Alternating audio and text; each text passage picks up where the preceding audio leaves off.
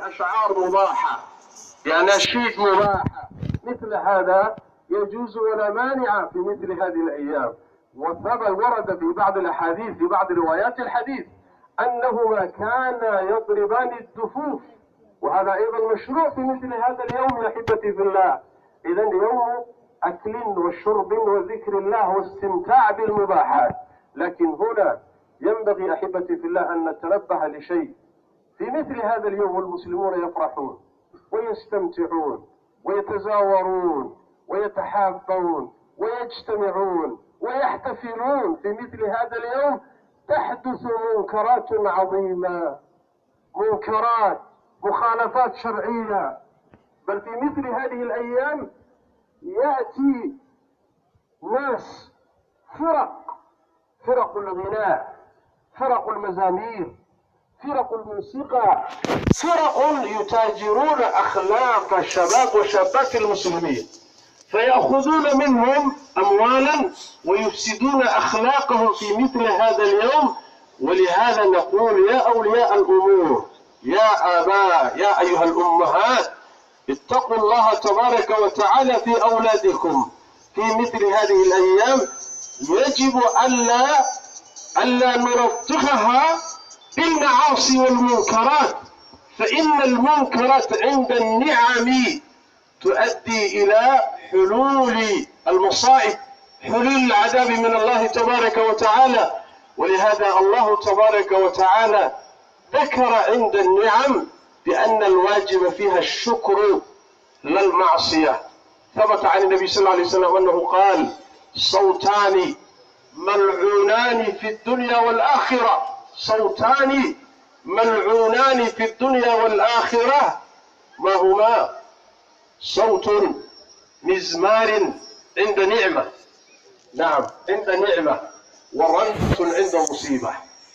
إذا المزامير عند النعم تشكر ولا تكفر، فيها الشكران لا الكفران. إذا اتقوا الله في مثل هذه الأيام، ولا يأخذنكم الفرح إلى ارتكاب المعاصي والمنكرات، فإن هذا مما يؤدي إلى هلاك الأمم، وخاصة إذا ظهرت المعاصي ولم يوجد في الأمة من ينكرها. إذا ظهرت ترتب على ذلك عذاب وعقوبة من الله تبارك وتعالى. إذن إياكم والمعاصي، إياكم والمنكرات، اضبطوا الأولاد والبنات والبنين وراقبوهم. يا أيها الذين آمنوا قوا أنفسكم وأهليكم نارا وقودها الناس والحجارة عليها ملائكة غلاظ شداد.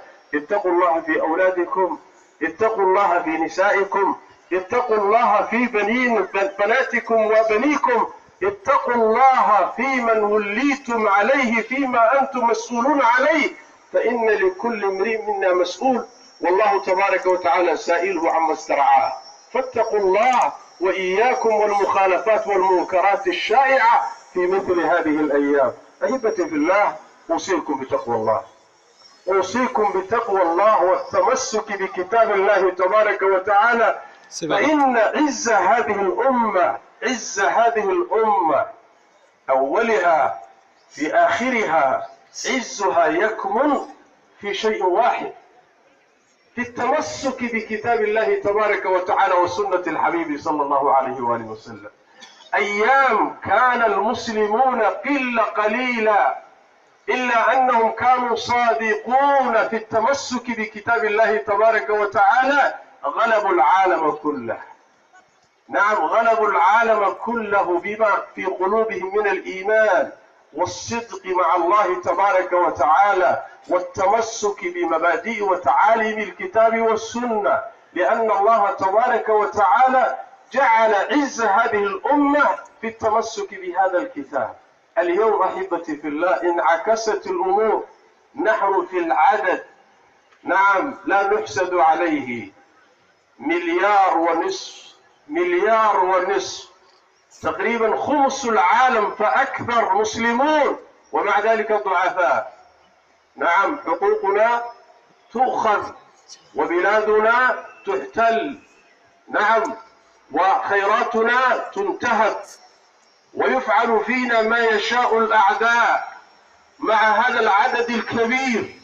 ويوم كان محمد صلى الله عليه وسلم وصحابته قليلا، نعم، قادوا العالم وغلبوا الكفر وأهله. ما السر في ذلك أحبتي في الله؟ السر في ذلك شيء واحد: هؤلاء صدقوا مع الله بالتمسك بكتابه، ونحن ضيعنا كتاب الله وسنة النبي صلى الله عليه وسلم، فلم يبق عندنا إلا بعض الشعائر. إذن العودة إلى الله وإلى كتاب الله وإلى سنة الحبيب، بذلك الله تبارك وتعالى يعز هذه الأمة. بدون ذلك مهما رفعنا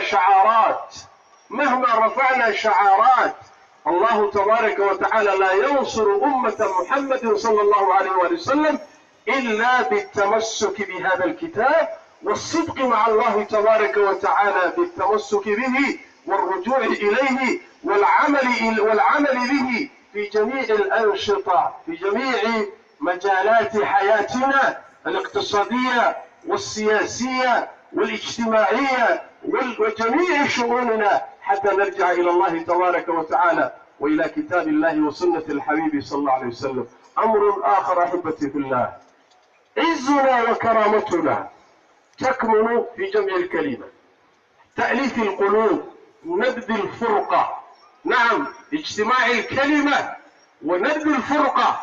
الله تبارك وتعالى دعانا إلى هذا وجعل مبدأ توحيد الكلمة بعد التوحيد، بعد شهادة أن لا إله إلا الله، بعد الدين الجامع الذي كان عليه الأنبياء جميعا. نعم، بعد التوحيد توحيد الكلمة، بعد كلمة التوحيد توحيد الكلمة. ولهذا الله تبارك وتعالى قال: واعتصموا بحبل الله جميعا ولا تفرقوا. وقال تبارك وتعالى: شرع لكم من الدين ما وصى به نوحا والذي أوحينا إليك وما وصينا به إبراهيم وموسى وعيسى أن أقيموا الدين. هو دين الجامع الذي كان عليه الأنبياء جميعا، أن أقيموا الدين، وبعدها ولا تتفرقوا فيه. نعم، الفرقة على أساس الجنس، على أساس القبلية، على أساس الوطن، على أساس المصالح، على أسس باطلة ما أنزل الله بها من سلطان. المسلمون يد واحدة على من سواهم. يجب أن نجتمع على منهج الكتاب والسنة حتى ينصرنا الله تبارك وتعالى. الأمر الآخر أحبتي في الله في طريق طلب العزة والكرامة هو نصر الله تبارك وتعالى ونصر دينه بالنفس والمال وسائر النفائس. الله تبارك وتعالى لا ينصر هذه الأمة إلا إذا نصرت الله تبارك وتعالى، ونصر الله يعني نصر دينه. اسمع قول الله تبارك وتعالى أيها الحبيب، يقول الحق تبارك وتعالى: يا أيها الذين آمنوا كونوا أنصار الله. يا أيها الذين آمنوا، لم يقل الحق تبارك وتعالى يا أيها الكبار، لم يقل يا أيها الصغار، لم يقل يا أيها الحكام، لم يقل يا أيها المحكومون، لم يقل تبارك وتعالى يا تجار، لم يقل يا أيها الفقراء، بل قال يا أيها الذين آمنوا، صفة تجمعنا جميعا. يا أيها الذين آمنوا، لبيك وسعديك يا ربنا. ما المطلوب منا؟ يا أيها الذين آمنوا كونوا أنصار الله، أنصار دين الله. كل ينصر دين الله بما عنده، بالقلم، بالمال، بالملك، بالعلم، بالقوة، بالعقل، بما أوتيت. كونوا أنصار الله. فهذا واجب هذه الأمة ومسؤولية الجميع، لا مسؤولية فئة معينة من الناس، وإنما هي مسؤولية هذه الأمة أن تنصر دين الله تبارك وتعالى. إن تنصروا الله ينصركم ويثبت أقدامكم. شرط وجزاء. إن تنصروا الله، هذا هو الشرط. ما هو الجزاء؟ ينصركم.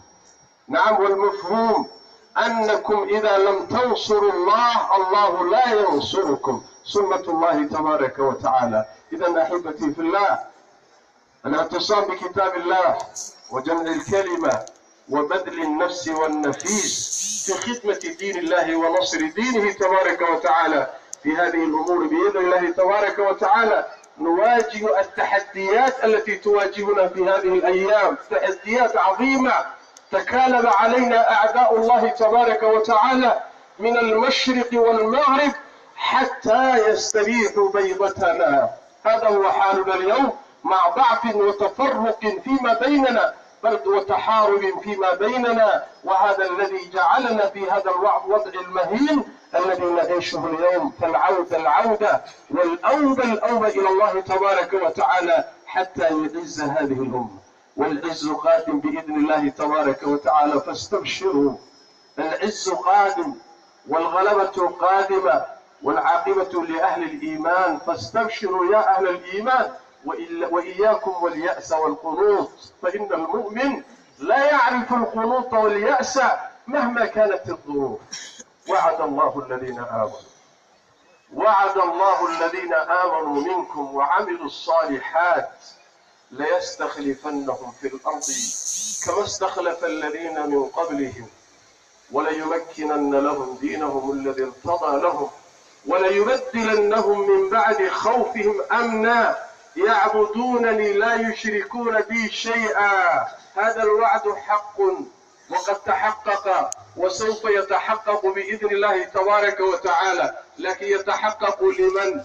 للذين آمنوا وعملوا الصالحات وعبدوا الله ولم يشركوا به شيئا ونصروا دين الله ولم يخذلوا دين الله. هؤلاء هم المنصورون وهم الطائفة المنصورة، ولا تزال ولن تزال حتى تقوم الساعة كما أخبر الحبيب صلوات ربي وسلامه عليه. أحبتي في الله، عيدكم مبارك وسعيكم مشكور، تقبل الله منا ومنكم صالح الأعمال، والله تبارك وتعالى يعيد علينا مثل هذا اليوم بأمن وسلام، والسلام عليكم ورحمة الله وبركاته. وعليكم السلام ورحمة الله.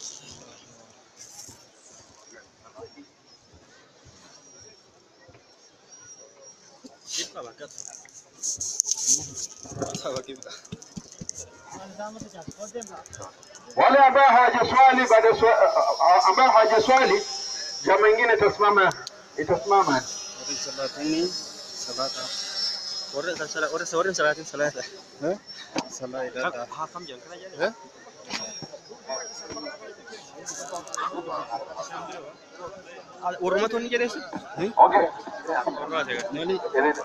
Kuna mtoto amepotea anaitwa Ibrahim Abdulsalam, akiwa amepatikana aletwa hapa mbele.